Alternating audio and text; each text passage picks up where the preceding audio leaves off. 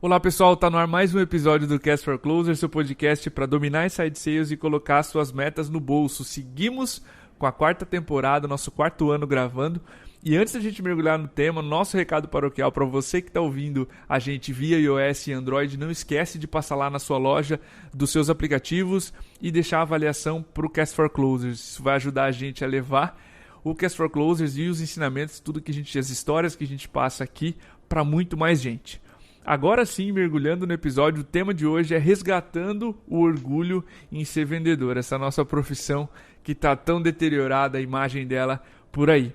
Para falar desse tema, a gente trouxe o Thiago Concer, ele é treinador de equipes de vendas, fundador do Instituto de Especialização em Vendas, o IEV, palestrante também nessa área, ele carrega a hashtag com ele, o orgulho de ser vendedor, a OSV. Em 2018, a gente conheceu o Thiago no RD Summit e eu sabia que eu ia trazer ele em algum momento aqui para o Cast for Closers para falar sobre esse tema, resgatando o orgulho de ser vendedor. Em 2019, essa é a nossa promessa, trazer outras pessoas que não apareciam aqui nesse microfone, a gente ainda não tinha contato, então o Thiago é um deles. Thiago, fica muito à vontade para se apresentar, contar um pouquinho do teu background, da IEV e dar um abraço aí inicial na audiência. Valeu, bom, Diego, obrigado pela oportunidade aqui. A gente se encontrou lá em 2018, né? Sim. Eu já sou um seguidor de vocês há bastante tempo, né? E tive a felicidade de te encontrar e conhecer, e agora a felicidade maior ainda de poder estar no Cast for Close, porque é um podcast que eu passo para muita gente, eu já te marquei em vários stories, mas nas minhas palestras a gente, além da MeTime mesmo, né, da ferramenta, a gente fala do podcast e ajuda muito, né? E a gente está na mesma missão, que é profissionalizar os vendedores no Brasil, né, e ajudar as pessoas aí a vender mais e melhor nessa profissão, que é a profissão que mais tem no Brasil, né? A profissão que mais tem é a profissão de vendedor. E, infelizmente, é a profissão menos profissional. É muito doido, a gente vai falar sobre isso aí. E mandar um abraço pro pessoal que acompanha. E parabéns para você que tira o seu tempo. Isso é uma coisa que eu brigo pra caramba. Não é possível que você não tenha 30 minutos do dia para estudar, para escutar sobre vendas, que é aquilo que paga o teu salário, paga a escola do teu filho, é aquilo que vai pagar a futura casa, a troca do seu carro. Não é possível que você não tenha 30 minutos. Então, se você está escutando, parabéns por selecionar um tempo aqui e pegar um conteúdo de alta performance. Maravilha. Explicando um pouquinho, a gente perdeu um pouco da admiração por essa profissão do vendedor. O Marco Roberto sempre fala nas palestras dele que, a gente não é uma profissão que a gente recomenda para os nossos filhos. Então, o que aconteceu com essa ocupação, com essa profissão em ser vendedor?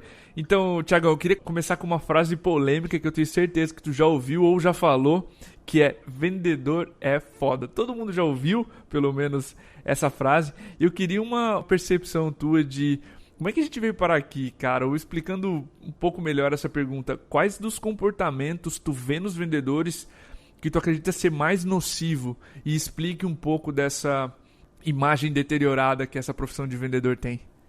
Bom, vamos lá então começar o negócio histórico, né? Bom, vendedor é foda, né? Lembrando que vendedor é foda, você está se referindo ao lado negativo da coisa, né? Exatamente. Porque hoje o Caio Carneiro acho que acabou deixando isso meio popular, né? Que ser foda é ser bom. Nesse caso do seu, é que vendedor é foda, tipo, vendedor é bucha, né? Vendedor vai dar problema, vendedor sempre... Bom, isso primeiro que ninguém ganha um apelido, ninguém ganha, né, um status desse sem fazer nada, né? A história do profissional de vendas, ela começou de forma picareta. Se você for pegar hoje qualquer filme americano, que é referência no mundo, qualquer filme americano, quando se refere a um vendedor, ele é sempre picareta. Todos os filmes, não existe uma exceção, pode pegar todos os filmes, sempre ele é picareta, ou é o vendedor de carro picareta, ou... Sim, corretona, terno aberto, camisa aberta, sim, colorida, né, que vai passar o pé em alguém, conta uma história. Tem vários filmes específicos, tem um filme de comédia que são vendedores de carro, até esqueci o nome aqui, mas ficou bem famoso, e um passando o pé no outro, é só isso, né? Aí o outro que foi famoso, que é o Lobo de Wall Street, né? Muita gente, o Lobo de Wall Street, porra, bicho, caralho, o cara passou o pé em todo mundo, meu irmão, como é que você pega? Então, assim, ainda o cara é considerado referência, infelizmente, historicamente, né? Quando você pega vendas, tem uma discussão entre vendas e prostituição, qual que é a mais cara, a mais antiga do mundo, né? Sim. E aí existem relatos, né, de histórico, o Marcos Cobra, que é um autor famosíssimo, né? Já fala que na Grécia já havia o termo vendedor para os que faziam troca, enfim. E você tem um histórico realmente do vendedor profissional. Vamos pegar essa era nova, que ele, de novo, ele começou essa profissão de forma amadora e utilizando de meios errados, né? O que Perfeito. A gente tem aí no histórico, você tem depois dessa Revolução Industrial, aí 1800 e pouco, aí 1840 até 70, você tem esse histórico do surgimento desses vendedores, né? Que é com o famoso lá, o Snake Oil Salesman, né? Que é a história do óleo de cobra que os chineses que vieram para a construção dos Estados Unidos, eles passavam, porque tem o ômega 3 muito forte, aquela cobra d'água, e eles passavam no joelho, enfim, aquilo ali realmente aliviava. Os americanos, né, da época, muito espertos, pegaram aquilo, colocaram numa boa embalagem e saíam vendendo como se curasse tudo aquilo. Né? Então ficou esse termo, Snake Oil Salesman, ficou esse termo do quê? Do vendedor picareta. Então ele chegava lá, curava, muitos deles nem tinham o próprio óleo, era só uma água com alguma coloração numa vasilha bacana, e vendiam como se curassem tudo e sumiam, nunca mais voltavam. Então, quer dizer, esse histórico do profissional de vendas vem de forma de passar o pé nos outros, né? A hora que você leva isso para a forma profissional, e tem um tempo isso, né? Que foi com o John Patterson, do NSR, que era uma empresa que vendia máquinas para caixa, né? Sim. Caixa, muito comum, e ele vendia isso. Esse cara foi o primeiro profissional a criar roteiros de venda, campanha de venda, remuneração. Esse foi a verdadeira profissão. E ninguém sabe disso. Nenhum profissional sabe disso. Inclusive, quem foi o braço direito dele? Um cara chamado John Watson, que é o fundador da IBM. A IBM foi a primeira escola a ter processo de venda, roteiro, tá? Por quê? Porque ele pegou toda a estrutura, aprendeu tudo com o John Patterson e criou esse modelo, né? E depois a Xerox, né, na década de 70, melhorou ainda um pouco mais. Então, esse histórico profissional, ele é mais recente, mas ainda pouco conhecido. Os vendedores ainda são conhecidos como picareta pelo trabalho que se faz e pelo amadorismo. É muito louco, Sim. Porque o vendedor, ele paga o salário de todo mundo, ele paga o salário de todo mundo. E é o único cara que não precisa de um curso técnico. Numa empresa você precisa, pelo menos do financeiro, um curso técnico, você nem ser formado. O tiozinho que fica na frente lá, guardando o prédio do local, ele precisa de um curso técnico. O vendedor que paga o salário de todo mundo, esse não precisa. Então, ainda é visto de forma amadora. Então, a falta de investimento por parte dos vendedores e pelos donos da empresa, infelizmente, causam isso. Mas com a quantidade de informação hoje, com a internet, com a disseminação da informação, isso tem diminuindo muito, Diego, né? As pessoas têm informação aos vendedores. Hoje a gente sabe muito bem, né, quem estuda um pouquinho aí do Omnichannel sabe que até mesmo numa loja, no comércio, aí 70 e poucos % da decisão é tomada antes. Quer dizer, a pessoa vê o histórico da empresa, vê se dá problema, vê se elas dão reforço, né? O Reclame Aqui ajudou muito isso. Então isso vem ajudando bastante também. E os profissionais estão acabando de venda realmente. As pessoas perguntam, Thiago, vai acabar? Vai acabar o profissional hoje que a gente conhece como vendas. Se você não agregar a visita, se cada contato seu, o seu cliente não tivesse disposto a pagar para você, é isso que eu falo. Para que o vendedor, qual que vai sobreviver? Aquele que o teu cliente pagaria para receber uma ligação e um contato seu para falar contigo. Demais, cara. Gostei muito de duas coisas que tu comentou. Eu acho que esse comportamento de mentir ou de simular traz uma carga muito negativa. E se você contar o número de interações ruins que você teve com o vendedor que se sentiu empurrado ou enganado, é o comportamento mais nocivo. E tu comentou da falta de treinamento, investimento em capacitação, né? O Iaco, ele diz, a gente é a única profissão que atua como um amador, treina pouquíssimo e passa a semana inteira jogando. O jogador de futebol faz exatamente o contrário, ele passa a semana inteira treinando e joga 90 minutos. A gente joga a semana inteira e treina 90 minutos, né? Então é exatamente o contrário, exatamente essa falta de investimento. Parte da liderança, parte do próprio profissional de vendas. Eu acho que são dois comportamentos, dois padrões que levam essa profissão ao amadorismo e a essa imagem, cara. Minha segunda dúvida, Thiago, uma vez eu fiz um experimento, até queria começar com essa história. Eu pedi pro pessoal fechar os olhos e falar para mim a primeira coisa que sente, ou a primeira coisa que vem à cabeça quando eu digo a palavra vendedor. E eu só ouvi as coisas que a gente estava discutindo aqui agora, dissimulado, mentiroso e daí para pior.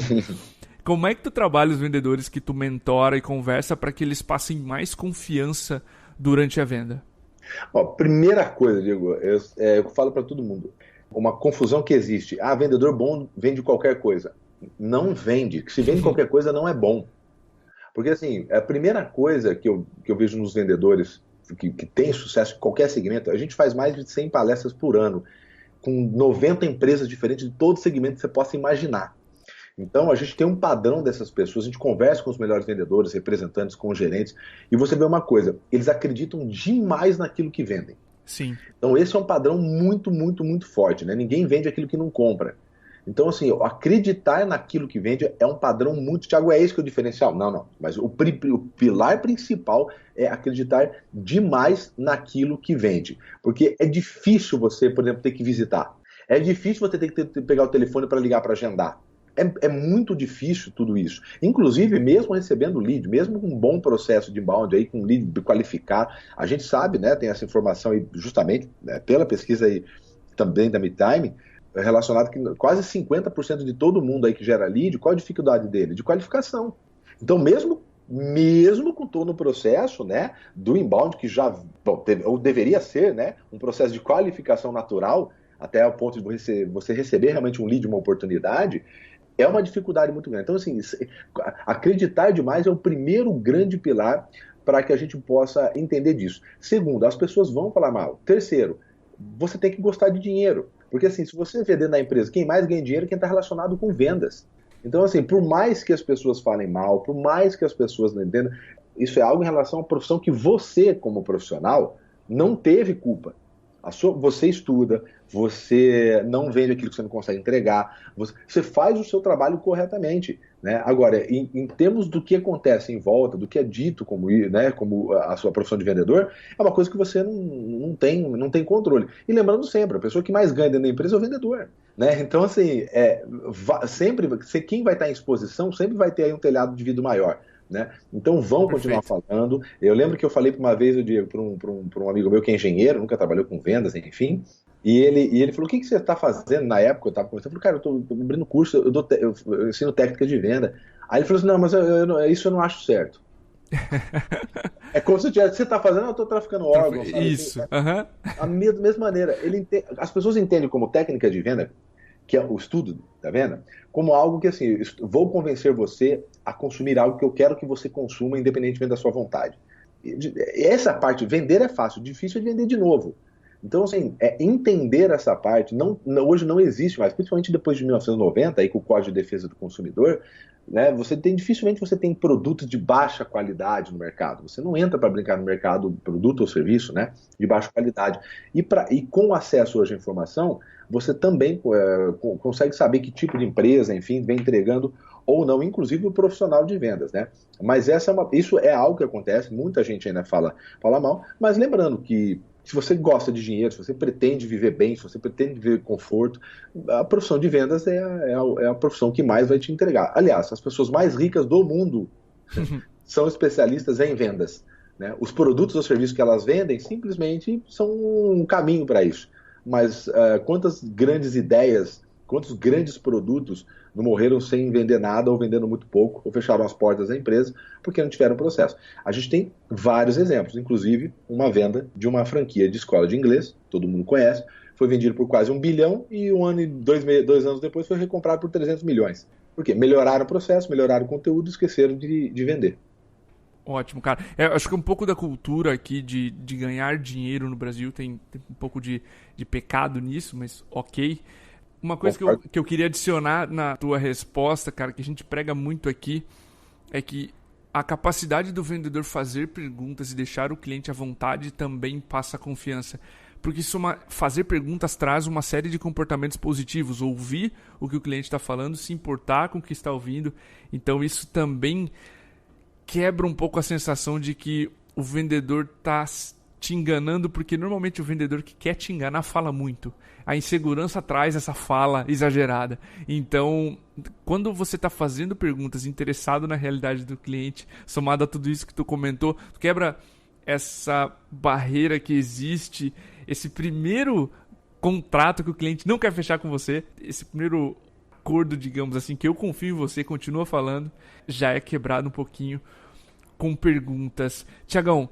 Vendedor que fala muito desvende, né? Isso, exatamente. E assim, em relação às perguntas, eu não sei se você, né, vai fazer algum tipo de pergunta dessa, ou deve colocar com relação, sem dúvida nenhuma, escutar é um dos principais pontos fracos do vendedor. O vendedor pergunta muito pouco. Se você me perguntar qual habilidade hoje o vendedor deveria desenvolver mais, qual traz mais resultados, sem dúvida nenhuma, é a arte de perguntar. Mas tem um equilíbrio nisso, né? Sim, é exatamente a próxima dúvida que eu ia tirar contigo. Eu queria um pouco da tua percepção. A gente sabe que ser consultivo, fazer perguntas demais, dá uma sensação que a call não está andando, que a ligação não está evoluindo, né? Se o vendedor está abusando das perguntas, principalmente aquelas de situação, né?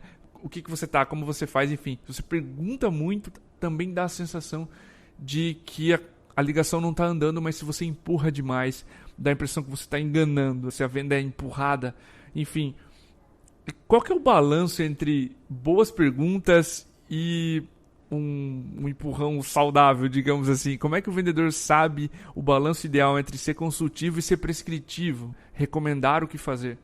Digo, a pergunta é sensacional e sem dúvida nenhuma, quem estuda um pouco, quando começa a estudar uma pergunta em relação a levantamento de necessidades, é a primeira dúvida que vem. O dono de uma empresa, por exemplo, um gerente, vou colocar um processo aqui de venda consultiva. A primeira, sem dúvida, quem começa a estudar um pouquinho, essa pergunta vem na cabeça dele. Tá, mas quanto de pergunta? Né? Em que momento? Bom, primeiro depende que ponto que o cliente está no funil. Né? Isso depende muito. Quer dizer, esse cara ele já vem através de inbound, beleza. Esse cara, quantas coisas esse cara já respondeu antes? Né? Para chegar ali. Então, assim, isso porque assim, é um saco. Quer a coisa mais chata quando você liga, sei lá, em qualquer telefonia? Não, ele te pergunta, CPF, o número, tá. Tá. Então você vai pro departamento. Ele acabou de passar o departamento, a pessoa pergunta tudo de novo. Não é chato pra caramba? Pô, claro que irrita, né? Mas ainda, os compradores ainda também não estão acostumados com isso. Ótimo, então depende primeiro, aonde tá no funil. Pô, o cara tá tendo o primeiro contato, é um cold call, por exemplo, eu tô fazendo uma abertura, tô fazendo um contato com ele, né? E eu sempre falo, cada contato, seja por e-mail, por telefone, a primeira pergunta que tem que ser respondida é qual é o objetivo desse contato. É a primeira, porque para ficar muito claro para quem está fazendo isso. Então, o meu objetivo, por exemplo, é agendar uma reunião, é agendar com uma outra pessoa, é agendar uma outra reunião, quer saber se uma pessoa com outras informações. Qual o objetivo desse contato seu? Então, primeira coisa, Thiago, trabalho com inbound, recebo, sai de sales aí, recebi o meu lead. Primeira coisa, se você recebe o contato, você tem um negócio que, por exemplo, quem trabalha no comércio não tem.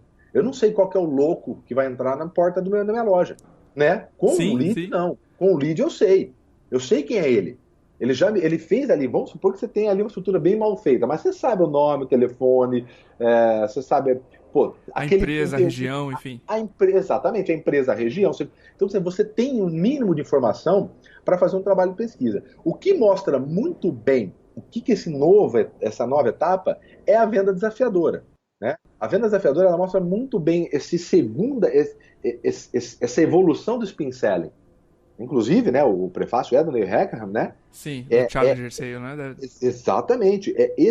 O que ele vai? Ele, óbvio que ele tem a sequência, ele pega a base do spin selling, só que o que ele faz? É o que a gente usa, por exemplo, hoje no IEV. A escola nossa, né? Como eu trabalho de venda consultiva, a gente usa o modelo da venda desafiadora. Então, nós levamos informações aquilo que eu falo, esse contato, quando você dá duas informações sobre o mercado do carro, sobre aquilo ali, aquele negócio, se o cara pagaria para te escutar, é como se fosse o cara paga para ver uma palestra. Por quê? Porque ele vai escutar uma informação que vai ajudar ele. Quando eu entro em contato, informo ele sobre alguma coisa, automaticamente o vendedor, esse cara que às vezes é mal visto, tudo que ele fala ele quer me vender. Esse cara, naturalmente na conversa, ele assume o controle, porque ele é o dono da informação. Quando eu te passo 2, 3 informações sobre algo que nós estamos falando, principalmente sobre um negócio seu, sobre uma dor sua, automaticamente essa autoridade vem. Então, aquele tempo, aquele momento, você tomou conta do negócio. Então, é essa parte que as pessoas falam. Eu sempre pergunto, gente, vocês passam por isso durante as vendas de vocês? Quando vocês vão marcar de falar com o cliente fala, olha, pode ser 2, 3 minutinhos que eu tô com pressa? Todo mundo ergue a mão. Aí eu falo, sabe por quê? Porque você é chato. Todo mundo tem pressa quando tá falando com o chato. Agora, você já viu alguém ter pressa quando tá falando com o médico que tá ajudando ele a sarar uma dor? Não, ele cancela tudo que ele tem no dia para falar com o médico. É Com verdade. vendas é igual. A gente vê isso na prática no IEV, inclusive no ESV da minha empresa de treinamento, Thiago, quando o Vinícius, que é meu vendedor, o cara falou, não, podemos falar agora? Às vezes ele deixa o lead, às vezes não, a maioria, a gente tem o processo de inbound, ele deixa, o cara, não, pô, eu tenho um minutinho, pode ser? As conversas duram 25, 30, 40 minutos. Por quê? Porque você ali assume, a gente leva informação que às vezes ele nem tem. Ó, seu cara, todo mundo tentando um contato, né? Falei, legal, bacana o seu segmento. Nós atendemos a empresa tal, tal, tal. E a gente viu que no ano passado, 2016, 2017, teve um crescimento de 25%, né, do mercado. Qual foi o crescimento do senhor? A gente cresceu 7%. Pô, então nós temos um gap de 20% aí do mercado. Quando você leva 2, 3 informações dela, você assume o controle disso. Então, a partir daí, a gente tem uma segunda etapa, que é o seguinte, eu sempre falo, selecione 5 coisas que, se você soubesse do seu cliente, com certeza você conseguiria ajudar ele a vender com muito mais facilidade e rapidez. Pô, se eu soubesse isso, com certeza eu conseguiria ajudar ele a tomar uma melhor decisão, a informar. Ótimo, então pega essas 5 coisas e bola uma pergunta para cada uma dessas. E a terceira etapa, sempre quando você tiver que fazer pergunta, pegar, né, alguns pilares de teoria de venda. Vamos abraçar ali as armas da persuasão e vamos lembrar que quando a gente explica para alguém alguma coisa antes de pedir uma informação, a tendência é que essa pessoa colabore contigo aumenta em 70%. Então, explica, seu Carlos, vamos fazer uma sequência de 4 perguntas para você, porque eu consigo apresentar para você qual que é o melhor modelo para que eu possa te ajudar. Eu tenho certeza que o senhor quer a melhor solução com o menor custo. Para isso eu preciso fazer 4 perguntas. Posso contar com o senhor? Eu nunca vi ninguém falar não. Né? E sim, a gente já faz esse contrato prévio aqui, a gente começa as calls da MeTime e impressionante, ninguém fala não. Se você explica o que vai acontecer previamente. Não é verdade? Não, e principalmente, de novo, né? Aonde que o cliente entrou em contato contigo, que etapa do funil. Se é um lead, pô, é um cara que teve interesse. Metade do caminho ali, pelo menos, vai estar feito.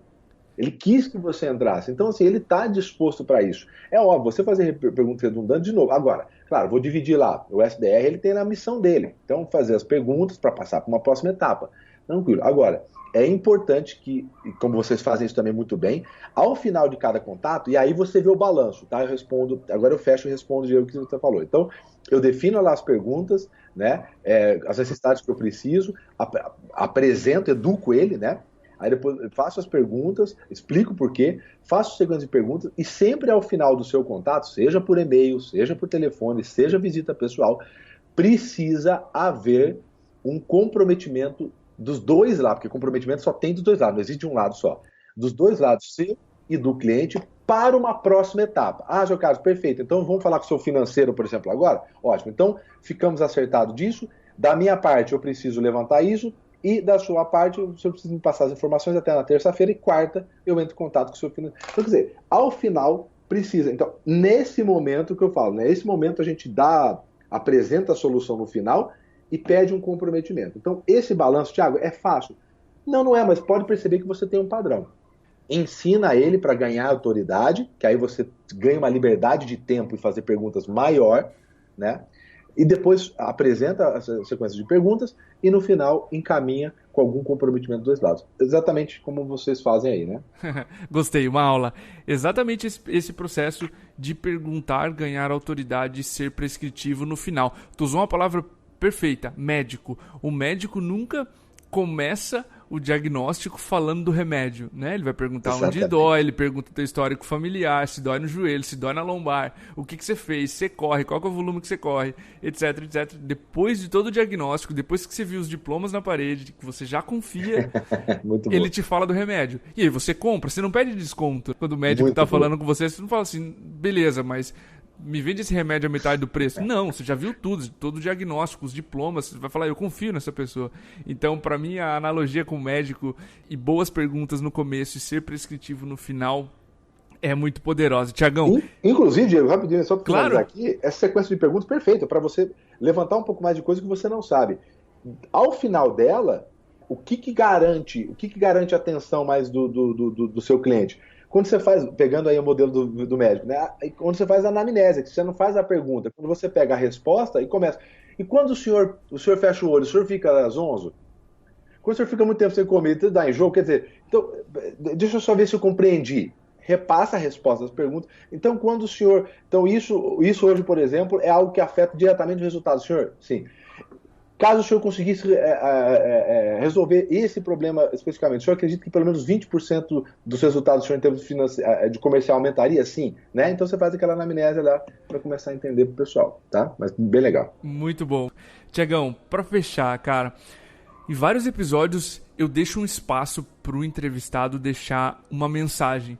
E eu acredito que esse episódio tem tudo a ver com isso, né? Se a gente quer resgatar o orgulho em ser vendedor, a gente precisa deixar uma mensagem final. Eu queria que você usasse esse espaço para deixar essa mensagem para nossa audiência sobre como resgatar o orgulho nessa nossa profissão de vendedor.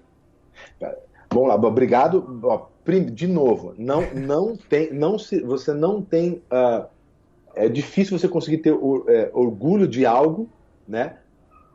Daquilo que você não indicaria.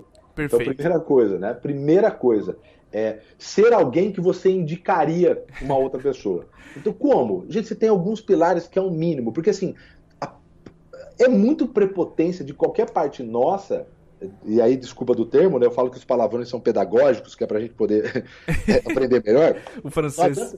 Não adianta você cagar a regra, porque seria muita prepotência da nossa parte. Se existe uma situação, se existe um histórico de vida, se existe uma região, um perfil de clientes. Então, quer dizer, não existe uma regra clara para o negócio. Existem algumas coisas que, com certeza, se você não fizer, dá errado. Isso é fato. Então, assim, vamos minimizar a possibilidade de não ter orgulho. Como que você tem orgulho? Quando você faz um bom serviço, quando as pessoas na sua volta têm vontade de falar sobre o que você faz, quando as pessoas na sua volta indicam aquilo que você faz, qualquer profissão seja. Então, primeira coisa, né? Vamos voltar para um negócio muito antigo chamado chá, conhecimento, habilidade e atitude, né? Então, conhecimento, o mínimo. Quando eu peço para as pessoas me explicarem sobre o que elas fazem, me fala um roteiro, como se faz um processo de venda seu. Se eu trabalho 30 anos nisso, ele não consegue me explicar, né? Então, assim, é impossível você ser bom em alguma coisa se você não pegar boas práticas, se você não estudar sobre aquilo. É impossível. Você pagaria para um engenheiro que fez a faculdade e nunca mais leu um livro ou um curso? Você não pagaria. Você pagaria para um médico que se formou? Não pagaria. Por que as pessoas pagariam para você? Então, cara, não tem. Você não precisa ser um doutor no negócio, mas se você não tirar 30 minutos por dia, pelo menos segunda a sexta, sábado, domingo você pode encher a cara e não fazer nada. Segunda a sexta, 30 minutos por dia para estudar sobre a sua profissão, cara. O que surge hoje de coisa. Então, o mínimo é você estudar sobre aquilo. Porque a coragem está ligada a fato conhecido, Diego. Se você procurar no dicionário o que é coragem, tá? Está ligado a coisa, medo, está ligado a algo desconhecido. Perfeito. Então, por isso que as pessoas não visitam, não conhecem, não vêm... A pessoa olha para o vendedor, mas o vendedor não tem projeção. As pessoas mais ricas do mundo são vendedoras. Eu sou um cara extremamente limitado, Diego. A única coisa que eu sei fazer é vender. Eu consegui construir uma cadeia de ganhar dinheiro só trabalhando com venda. Por quê? Porque eu estudo... Aí você fala, Thiago, mas você gosta de estudar? Eu gosto de churrasco, cara. Eu gosto de festa. Eu não gosto de estudar, só que eu preciso estudar pra caramba, porque isso faz parte do meu negócio. Então, assim, cara, estudar vai puxar todo o resto, inclusive, Diego, as atitudes. De novo, ter coragem está ligado a algo desconhecido. Se você não estuda, não vai procurar informações, não troca informações com outras pessoas, não vai buscar boa prática, é impossível você ter orgulho daquilo que você faz, porque você vai ser, no máximo, um cara medíocre. E eu nunca vi ninguém ser orgulhoso de fazer alguma coisa mediana. Maravilha, cara. Eu adorei a mensagem, adorei a energia, principalmente dessa última resposta, que a gente precisa disso. O que o Marco Roberto diz de você não ter orgulho e não recomendar para o seu filho é inadmissível para uma profissão tão nobre quanto a nossa. Isso que você falou, ser alguém que você recomendaria é muito importante. A gente defende, a gente bloqueia a agenda dos nossos vendedores sexta à tarde. Não dá para fazer reunião com o nosso time comercial aqui sexta à tarde porque eles estão treinando. Todos eles têm a agenda livre, a sala fica cheia aqui, todo mundo no computador ou com o livro na mão, para que a gente consiga evoluir e ser alguém que a gente mesmo consiga recomendar. Thiago, obrigado, cara, novamente pela tua participação. Feliz demais que tu conseguiu tirar um tempinho aqui também pra gente bater esse papo. Legal, e eu gostei bastante da frase que eu recebi, uma das suas, né? Que é uma frase que a gente já usa aqui bastante tempo, que é a verdade, sobre investir, né? A pessoa, se eu invisto e o meu vendedor sai, né? E se você não investe, ele continua na tua empresa. Exatamente. Sem dúvida nenhuma, sem dúvida nenhuma. E isso, a última frase, só para finalizar. E você fala, Thiago, mas vendedor não dá dinheiro, o vendedor... Cara, se você pegar. Qual que é o espírito do que o vendedor precisa ter? O vendedor precisa ter em qualquer profissão dele. Ele tem que entender que ele tem que ter, a todo momento ele tem que estar querendo sair da empresa dele para abrir a dele ou subir de cargo. Eu sempre falo isso para todo mundo, porque né, é impossível. Um bom vendedor não fica desempregado um dia se ele não quiser, Diego. Um Sim. dia. Não existe uma empresa em nenhuma situação de crise ou de bonança, nenhuma, que não se precisa de um ótimo vendedor. E as pessoas pagam muito, muito bem. As pessoas que mais ganham dinheiro que eu conheço são vendedoras. Então, se você não está ganhando dinheiro ou se você ficou desempregado com vendedor, meu amigo, o problema não está no mercado, o problema está em você. Pode acreditar, um bom vendedor não fica desempregado nunca. Tiagão, muito obrigado, cara, Tamo pelo junto. tempo, pela participação. E é isso aí, pessoal. Grande abraço, até o próximo episódio.